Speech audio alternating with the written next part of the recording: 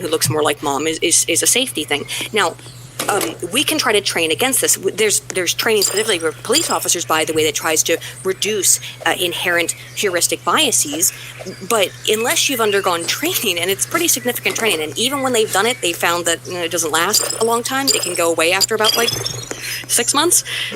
Because it's baked into who you are and as how you've grown up too. It's not. By the way, that heuristic stuff, that's not genetic. That is environmental entirely. Okay, so that's not a genetic thing. So you think it's futile to even try? No, I think we can try. We should try to, but the research on it isn't super hopeful. We've made massive progress. What are you talking about? In terms of heuristic stuff, I'm not sure. No, there are other trainings are good. There are giant stereotypes of women that historically we have overcome. We have a history of overcoming these stereotypes. Yes, I do agree that you can overcome stereotypes, but I'm talking about heuristic processing, which is from birth, basically. Like your family since birth, your life growing up from a very young childhood, that's very hard to undo. Right. That's very hard to undo. It's also probably harder to undo heuristics or stereotypes that are built around safety versus, like, a lot of the women's stuff wasn't built around fear of, the lady killing you with the musical instrument that she can't pick up because you think she's too weak or something. Yeah, that's true. Okay, so I still don't really understand what's being disagreed here. So let me try to ask this a different way. Adam, what do you think you disagree with Aiden on here? Well, I'm not exactly sure. I definitely disagree that she believes that when she talks about data, that just to go back to the gun analogy, she thinks when she picks up the gun is neutral, even though she's holding it and manipulating it and doing things with it. She doesn't seem to realize that some people are looking at her going, boy, she's pointing that gun at a lot of people. Are you referencing like a video, or are you referencing something she said on stream with us? Well, this is what, when she was on the stream with us, this is what I got thinking about. And also earlier, I think part of my problem is, like, she's not even willing to respect the fact that these negative stereotypes can inadvertently be created by the data that she's wielding. Like, she's basically saying, the data exists in a vacuum, even though she's the one who keeps bringing it up and saying, like, inferring certain things with the data, which I would equate to being the equivalent of, like, waving the gun around.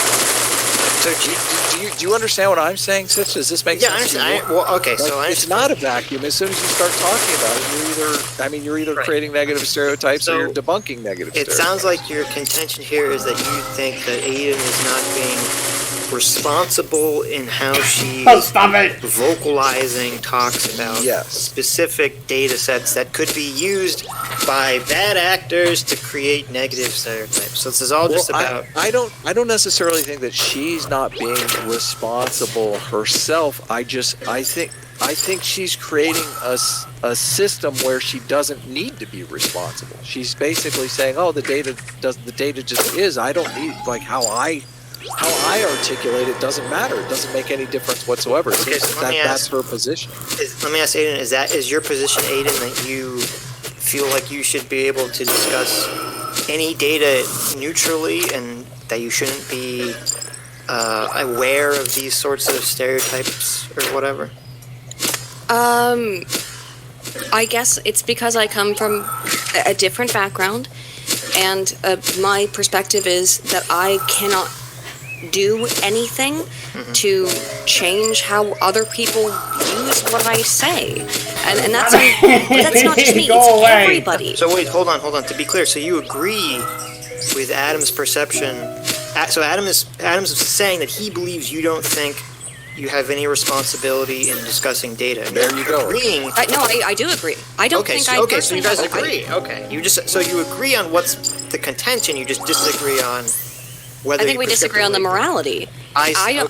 I don't see it as I see the entire thing as amoral. I don't think there's any morality involved in science, or there really shouldn't be. And the reality is that if I don't say it, all of this data, all of it is public. Go to Sci-Hub. You can look up anything I'm talking about. You can find it for yourself. And if someone wanted to abuse the data, they could all find it. It's all public. You could go get a Taylor Francis subscription. That analogy, that just means guns are available. It doesn't change the fact that you are waving a gun around. Just because you're basically saying, well, anyone could wave a gun around. So if I wave a gun around, what's the big deal? Let's use. I think it's more like saying I'm giving guns to people, which is not what I'm really doing. I never. No, said I know that. you didn't say that. I'm talking about. You sort of implied that. Each individual person's behavior. Well, wait, let's use a specific example Yeah. that spawned this conversation, which was the race and IQ thing. So, like, for example, Adam, like, what would you want Aiden to have said in that stream where we were talking about race and IQ that would have been responsible, I guess? Well, I think it's important to talk about the stereotypes and how the stereotype itself is inaccurate, because a lot of people seem to have the belief that these stereotypes are useful, that they're useful.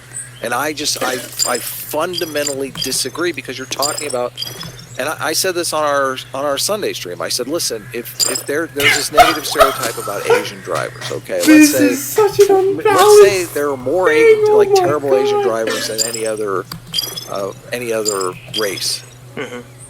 Like, that small discrepancy in worse drivers doesn't equate to Asians as a category are terrible drivers. There are fundamentally